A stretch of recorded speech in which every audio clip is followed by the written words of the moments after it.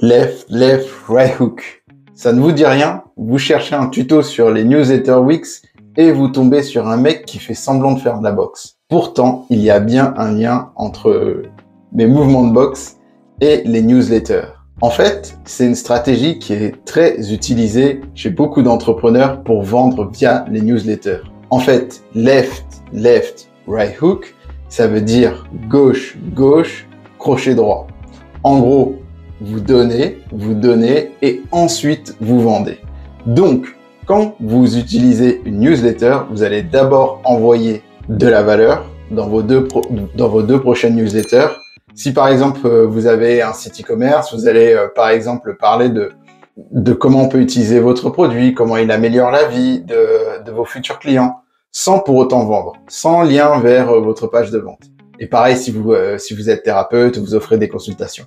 Donc, les deux prochains emails, ça va être de la valeur gratuite et le troisième email, right hook, vous allez proposer une vente. D'ailleurs, pour mesurer les résultats de votre stratégie, il y a plein d'outils proposés gratuitement par Wix. Mais il est difficile de s'y retrouver. Donc, je vais vous montrer tout de suite quels outils j'utilise pour mesurer l'efficacité de mes points.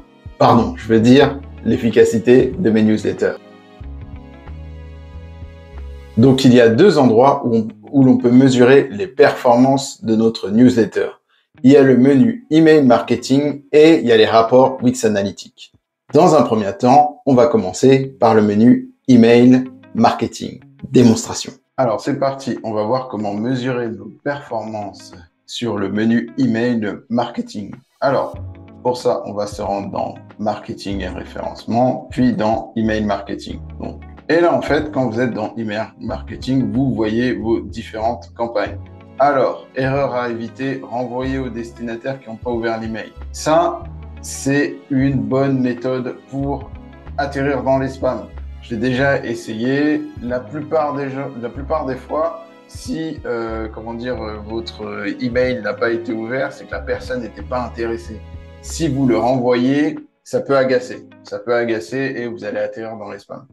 Donc, faites attention à ça. Là, vous voyez en fait le nombre d'ouvertures. Vous voyez les clics aussi ici. Alors, je reviens en arrière. Je retourne en arrière. Et normalement, bon, là, il n'y a pas eu de vente. Mais normalement, ici, vous allez avoir aussi les ventes. S'il y en a eu, les ventes et le montant. Ici, vous pouvez cliquer ici pour voir les statistiques. Là, vous pouvez directement voir l'email, le dupliquer, le renommer, l'archiver, le supprimer. Et vous pouvez aussi le réutiliser. C'est quelque chose que j'utilise beaucoup parce que souvent, vos emails ils vont se ressembler. Par exemple, si vous faites toujours la même promotion à Noël, vous prenez votre ancien email de Noël et vous cliquez sur réutiliser. Et puis ensuite, vous allez le modifier. Ok, donc on retourne à Email Marketing.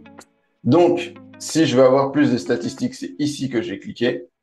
Et là, en fait, je vais voir, ici, en fait, je vois le nombre de contacts. Ça a été envoyé à combien de contacts, le nombre de personnes qui étaient visées. Donc, le nombre de personnes qui ont reçu l'email, distribué, c'est reçu l'email. Donc, taux de distribution 100%, donc ça, c'est cool. Taux d'ouverture 75%, donc ça, c'est le nombre de personnes qui ont ouvert l'email. Et là, vous voyez que, ces statistiques. Un taux d'ouverture, pour moi, hein, ça reste mon avis. Un taux d'ouverture supérieur à 30%, ça commence à être bon. Si vous êtes en dessous, c'est souvent vos emails sont pas assez qualifiés, vous avez peut-être des contacts qui sont pas très actifs. Voilà, 75%, c'est beaucoup, mais en même temps, j'ai envoyé sur très peu de personnes. Et là, 0% cliqué, normal, il y avait aucun lien dans mon email. Mais en général, ici, vous allez avoir le nombre de personnes qui ont cliqué. Et si vous cliquez sur ce bouton-là, sur ce rectangle-là, vous allez voir qui a cliqué. Si vous cliquez ici sur ce rectangle-là, sur ouvert, vous allez voir qui a ouvert vos emails. Et là, en fait, vous allez voir qui les a reçus. Alors, attention, parce que, attention. Moi, je vais pas cliquer ici parce que j'ai pas envie de vous divulguer les destinataires, leur adresse email, etc. Mais si vous cliquez, vous allez les voir. Ici, vous avez tout ce qui est non distribué. Donc, en fait, si jamais votre email a rebondi, donc en fait, ça veut dire que vous avez choisi des destinataires et pour différentes raisons techniques, votre email n'a pas atterri dans la boîte de réception. C'est même pas qu'il est allé dans les spams, c'est qu'il n'a pas atterri dans la boîte de réception. Et ça, c'est les plaintes pour spam. En général, il faut, je sais plus c'est combien le pourcentage, mais il faut en avoir le moins possible. Il faut vraiment, à moins que vous envoyez sur 10 000 emails, faudrait pas que ça dépasse plus de 2 quand vous envoyez, quand vous envoyez des emails. Donc, en cliquant ici, vous avez les destinataires de l'email. Donc ça, vous allez voir les destinataires de l'email. Là, vous avez les statistiques des réseaux sociaux. Alors, pour moi, c'est un truc qui sert vraiment à rien parce que qui partage ces newsletters sur les réseaux sociaux? Ça, j'ai jamais compris. En général, il n'y a rien du tout ici. J'ai jamais eu de vue ou de clic ici. Hein. Mais bon, les liens les plus cliqués, etc. Bon, si comment dire, vous avez déjà eu comment dire des retours là-dessus, bah, dites-le moi dans les commentaires. Ah oui, en fait, vous pouvez partager votre newsletter comme un post sur les réseaux sociaux. Ouais, bon, je trouve que c'est un petit peu gadget. À vous de voir. Donc, on retourne sur statistiques de l'email. Oui, ici, vous allez avoir, comment dire, les visiteurs uniques, les sessions sur le site et les clics sur les appareils. Et aussi les liens les plus cliqués. Je vais vous montrer une newsletter avec plus de stats, comme ça vous allez comprendre. Donc, ok, on est sur un autre site, on voit qu'il y a plus de stats ici. Là, par exemple, on voit qu'il y a 77% sur le mobile, 23% sur l'ordinateur. On voit par exemple ici les ventes, il y a eu 2 commandes, etc. Le nombre de visiteurs uniques. Là, vous voyez les liens qui ont été les plus cliqués. Donc, on voit qu'ici, ça a été les formules de paiement. Voilà. Vous voyez, ensuite, il y a différents liens, offres de Noël, etc. Donc, voilà les stats que vous pouvez avoir sur une newsletter dans le menu email marketing. Et si après vous voulez aller plus loin, vous allez dans voir le rapport complet. Ça tombe bien, c'est exactement ce que l'on va voir. Alors, pour avoir un peu plus de stats, vous cliquez soit sur voir le rapport complet, soit vous allez directement dans données analytiques, puis dans rapport. Hop, hop, hop, hop. Si tu es arrivé jusqu'ici, c'est que tu apprécies mon contenu. Et si tu apprécies mon contenu, tu vas adorer ce que je vais te proposer. Alors, écoute bien. Si tu veux faire plus de ventes sur ton site Wix sans publier plus de contenu, sans augmenter tes visiteurs, sans baisser tes prix, sans passer pour un vendeur de tapis, oui, je sais, ça paraît impossible. Mais j'ai une formation gratuite juste en bas de cette vidéo qui t'explique tout ça étape par étape.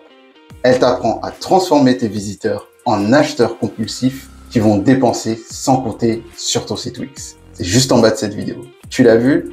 C'est bon. On reprend avec le tuto. Donc là, on va aller dans rapport. Une fois que vous êtes dans rapport, vous allez ici sur la barre de recherche, vous mettez email. Une fois que vous avez mis email, vous mettez performance des campagnes email. Donc c'est là où vous allez voir en fait le plus de stats. Alors si vous voulez plus de stats, en fait ça dépend de la période que vous regardez. Là il n'y a pas eu d'email sur les 30 derniers jours. On va mettre, je sais pas moi, depuis le début de l'année. Peut-être qu'il y en a un peu plus ici. Là si vous voulez plus d'éléments, vous cliquez ici pour voir un peu plus d'éléments. Là vous avez la section avec la mesure. Donc là, il y a les clics uniques, il y a les ouvertures, il y a pas mal de choses. Alors, pour avoir plus de données, j'ai pris une plage vraiment énorme parce qu'on n'en voit pas beaucoup de newsletters sur ce site. Et donc là, vous pouvez voir que les newsletters sont classés par nombre de clics. Si par exemple, je sélectionne la mesure ouverture unique, bah, en fait, vous allez voir que ça va changer et qu'ici, on va avoir les newsletters classés par ouverture unique. En fait, ça nous permet de voir rapidement en fait, les newsletters qui ont le mieux fonctionné selon vos critères. Est-ce que vous voulez améliorer votre taux d'ouverture? Donc, si vous voulez améliorer votre taux d'ouverture, vous allez tout simplement regarder les newsletters qui ont été le plus ouverts et s'inspirer de ce modèle-là. Surtout s'inspirer de l'objet, parce qu'en général, c'est l'objet qui fait l'ouverture. Donc là, vous avez vu ouverture unique, vous avez total des ventes, total des commandes, taux de clic, etc. Si par exemple, vous voulez... Donc là, il y a les ouvertures uniques, il y a aussi le taux d'ouverture.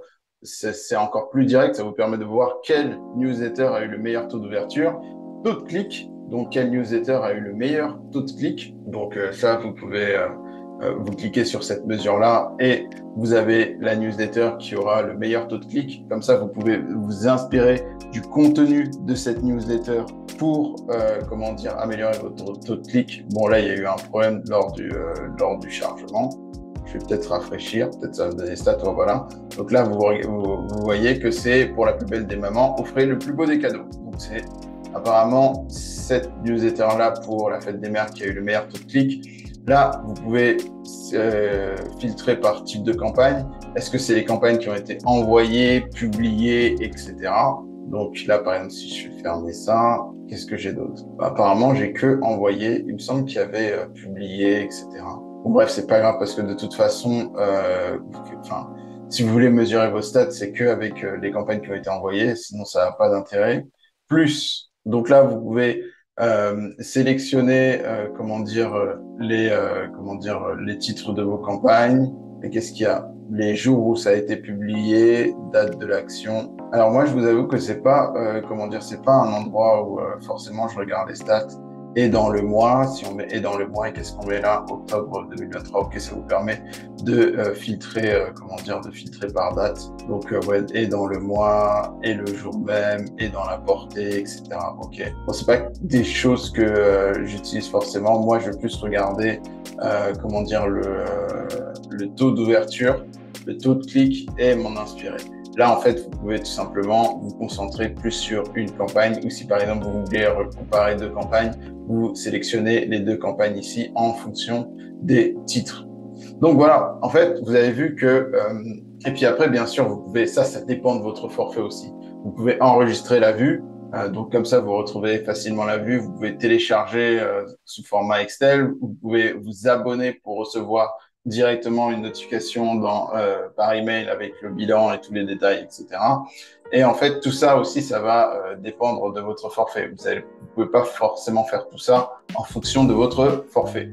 Donc, vous avez vu que le rapport Wix Analytics, ça permet d'aller un peu plus en profondeur et de regarder les stats d'un point de vue global. Et surtout, ça nous permet de savoir rapidement quelle campagne a le mieux fonctionné. Là, par exemple, j'ai vu que la campagne de Noël avait très bien fonctionné. Et ben, il y aura de nouveau une campagne à Noël. Je vais réutiliser la même campagne et vous pouvez faire la même chose sur votre site Wix. Mais, tout ça, ça sert à rien si vous n'avez pas une base email. Et si vous n'avez pas de base email, c'est parce que vous n'êtes pas assez visible.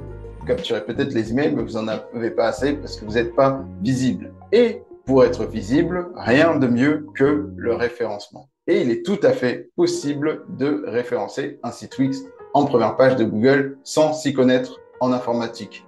Vous pouvez faire comme Alexandre avec son site Wix Thérapeute Voiron en première page sur Thérapeute Voiron.